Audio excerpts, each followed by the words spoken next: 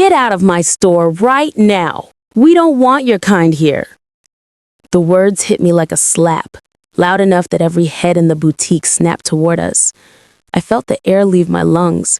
My fingers tightened on the wheels of my chair until the metal bit into my palms. I couldn't move. I couldn't even breathe properly. The manager stood over me, arms crossed, his face twisted with disgust, as if my very existence offended him. I was just trying to buy a dress. My name is Amina Hassan. I'm 22 years old. I've been in this wheelchair since I was 16, when a drunk driver decided a red light didn't apply to him. I wear a hijab. I pray 5 times a day, even when my back screams and my legs won't answer. I smile at strangers because my mother taught me that kindness is a form of worship. And today, for the first time in years, I almost forgot all of it. Because right then, in the middle of Willow Creek Mall, the mall my father literally built with his own hands, and every dollar he earned scrubbing floors and driving taxis and praying in janitor closets, I was being told I didn't belong. It started small, the way these things always do. I had wheeled into Elegance Boutique because I needed something beautiful for my cousin's walima. Nothing extravagant, just something that made me feel like a woman instead of a patient, a burden, a poor thing in the chair. The store smelled jasmine and new fabric. Soft music played. The lighting was kind to scars and tired eyes. I found a deep emerald abaya with delicate gold embroidery along the sleeves. It was modest, elegant, perfect. I held it up, imagining how the fabric would fall over my useless legs and still make me feel whole. I smiled, a real one. That's when he appeared. "Miss?" His voice was clipped, cold. "Can I help you with something?" He was tall, mid-40s, name tag gleaming. Daniel, store manager. His eyes flicked from my hijab to my chair and back again, like he was calculating how quickly he could get me out. "I'm just looking, thank you," I said, keeping my voice gentle. "This is beautiful." He didn't smile. "It's very expensive." I felt the heat rise in my cheeks. "I can't afford it." He gave a short, ugly laugh. "Right. Look, we don't do charity cases here. If you're not buying, you need to leave." Charity case. I stared at him. My heart started pounding so hard I thought the whole store could hear it. "I am buying," I said, quietly. I reached into my bag for my wallet. Black leather, gift from Baba last Eid, with my platinum card inside. He stepped closer, blocking my path to the register. "I've seen girls like you before. You come in, touch everything, take pictures for your little blogs, waste everyone's time. I'm not in the mood today." Girls like me. I felt every eye in the store on me. A mother pulled her daughter closer. A teenage boy filmed on his phone. My throat closed. "I'm not wasting anyone's time," I managed. My voice cracked. "I just want to buy the dress." Daniel leaned down, close enough that I smelled coffee and contempt on his breath. "Listen carefully. This is a high-end store. We have standards. You don't meet them. Get out before I call security and have you removed for trespassing." Trespassing. In my father's mall. I wheeled backward, hands shaking so badly I almost tipped. The emerald dress slipped from my lap and pooled on the floor like spilled hope. That's when the tears came. Hot, angry, humiliated tears I hadn't let myself cry since the night I woke up in the hospital and realized I would never walk again. I wheeled out of the store as fast as I could, the wheels humming against marble, past the fountain my father had imported from Morocco, past the gelato stand where he used to buy me pistachio every Friday after Juma. People stared. Some whispered. One woman looked like she wanted to say something but didn't. I found a quiet corner near the escalators, parked my chair against the wall, and cried like a child. I hated myself for it. I'm Amina Hassan. I've had strangers pray over me in grocery stores like I'm already dead. I've had little kids ask if I'm being punished by God. I've smiled through all of it because Allah only gives tests to those He loves, because sabr is half of faith, because my mother's voice lives in my head saying, Habibti, they can take your legs but never your dignity. But today, dignity felt very far away. I fumbled for my phone. My fingers were ice. I called the only person I ever call when the world gets too heavy. Baba, I sobbed when he answered. Can you come, please? Amina? His voice instantly sharp with worry. What happened? Where are you? Elegance Boutique. The manager, he threw me out. He said I didn't belong. Silence. Then a sound I'll never forget, my father's breath catching like someone had punched him in the soul. I'm coming, he said. 10 minutes. He hung up. I sat there trying to breathe, reciting Ayat al-Kursi under my breath like a lifeline. People walked by. Some slowed. Most pretended not to see the crying girl in the hijab. I closed my eyes and prayed. Not for revenge, though part of me wanted it so badly I could taste it. I prayed for strength, for my heart to stay soft, for Allah to handle what I couldn't. 9 minutes later, I heard the footsteps. Not just any footsteps. The entire energy of the mall shifted like it recognized its creator was coming. My father walks like a man who has never forgotten where he came from. Tailored thobe, immaculate beard, shoulders that have carried more than any man should. Behind him, 2 security heads, Uncle Bashir and Brother Salim, who've known me since I was in pigtails. The crowd parted without being asked. Bubba's eyes found me immediately. He crossed the distance in seconds, knelt in front of my chair and cupped my wet face in his warm hands. Ya Ruhi, he whispered, look at me. I did. His eyes were blazing, but his touch was gentle. Are you hurt? I shook my head.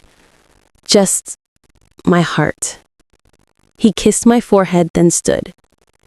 The tenderness vanished, replaced by something quiet and terrifying. He turned to the growing crowd. Word had spread. Phones were out. The mall had gone unnaturally quiet. Which store?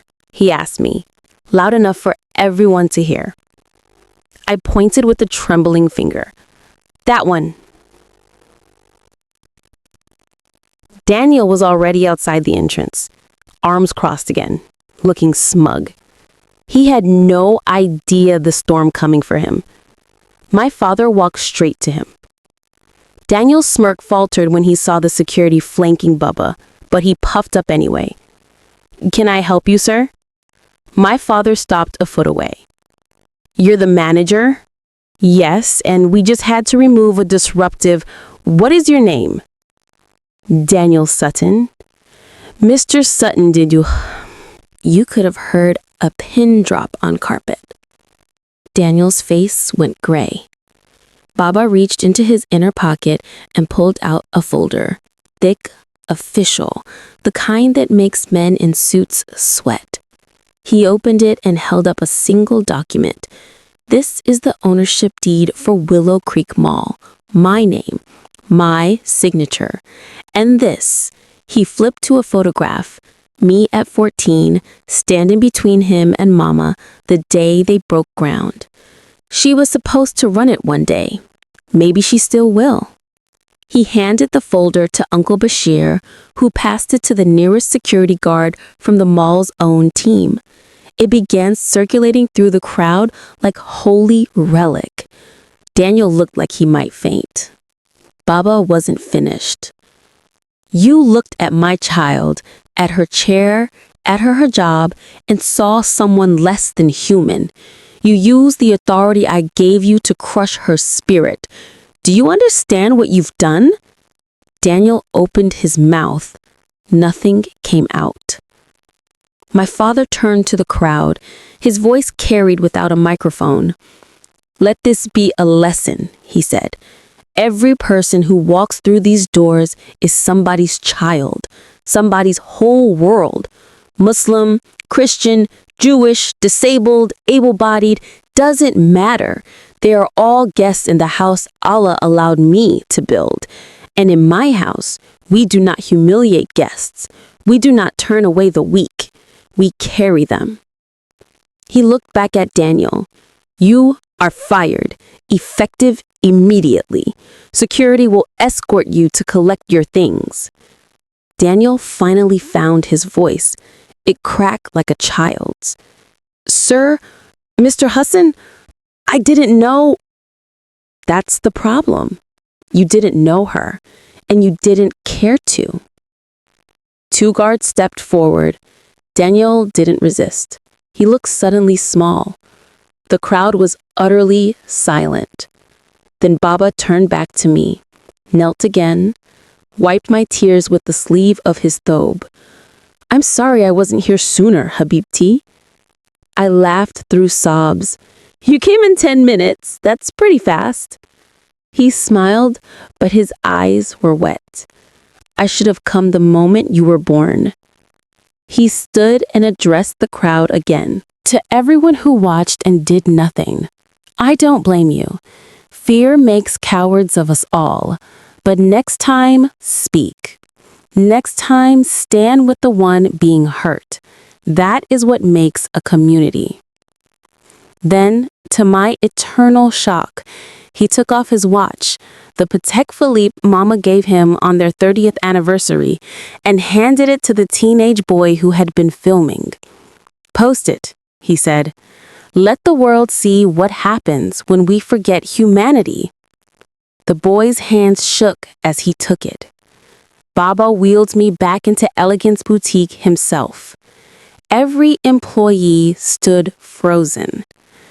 He went straight to the emerald abaya still lying on the floor, picked it up, brushed it off gently, and held it out to me. This one? He asked. I nodded, unable to speak. He turned to the stunned salesgirl. Ring it up. And everything else my daughter wants today is free, for the rest of her life, in any store in this mall. Then he looked at the employees, really looked at them. Any of you ever make someone feel small again, you're gone. We serve people here, all people. We left with 6 bags. I didn't even pick half the stuff. Baba just pointed and said, that one and that. She deserves beautiful things. Outside, the mall had come alive again, but different. People smiled at me, some cried. An elderly white lady pressed a tissue into my hand. A group of hijabi teens asked for selfies with the queen. Little kids waved. I felt something shift inside my chest. Not just healing, rebirth. That night, the video went viral. Not because of the firing, but because of what Baba said about carrying the weak. Because of the way he knelt in front of my chair like I was the most precious thing in his world. Daniel's apology video came 3 days later. Tearful, humiliating, necessary. Corporate sent him to sensitivity training. He'll never work in retail again. But the real victory wasn't his downfall. It was the morning after, when I wheeled back into the mall, same hijab, same chair, same Amina, and the new manager of Elegance Boutique met me at the door herself, eyes red from crying at the video, and said, Miss Hassan, your father taught us all something yesterday. Please let us earn back your trust. It was the security guard who saluted me. It was the little girl who ran up and asked if she could push my chair because you're a princess. It was my father's quiet pride when I told him I wanted to finish my business degree and run the mall's charity foundation, the one that installs ramps and funds wheelchairs and teaches store owners that dignity isn't earned, it's given. I still cry sometimes. The accident, the stairs, the days my body betrays me. But I also know this now, deeper than bones. They can take my legs. They can take my pride for a moment. They can never take my worth. Because my worth was never mine to begin with. It was always his. And he sent my father thundering through the mall that day like an answer to a prayer I didn't even know I had whispered. Alhamdulillah.